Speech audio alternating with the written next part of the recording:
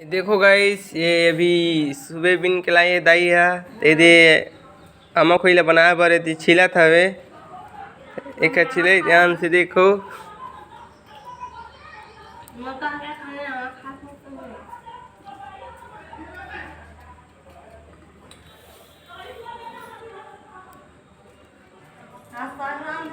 ये सुतई है, इससे आमा जल्दी छिल जाता है।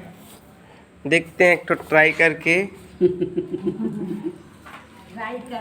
रहा है। धरते हो लो और मेरे तो ही सही है। कोठन चटनी मत डाल दे। लेते हैं आम फेंका दी और इसे छीलना स्टार्ट करते हैं। लालच में सुतई है, चटनी मत डाल दे, फेंका अब दी। छीलना स्टार्ट करते हैं। खुला रख दे।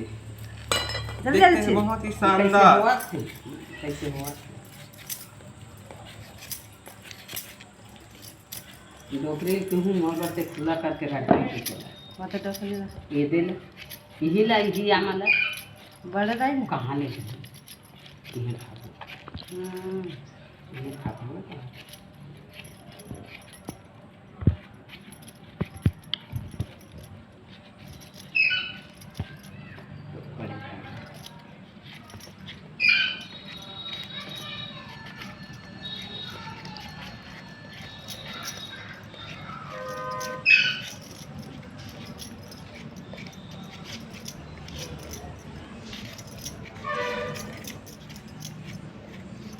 कितना मिनट में बन रहा है?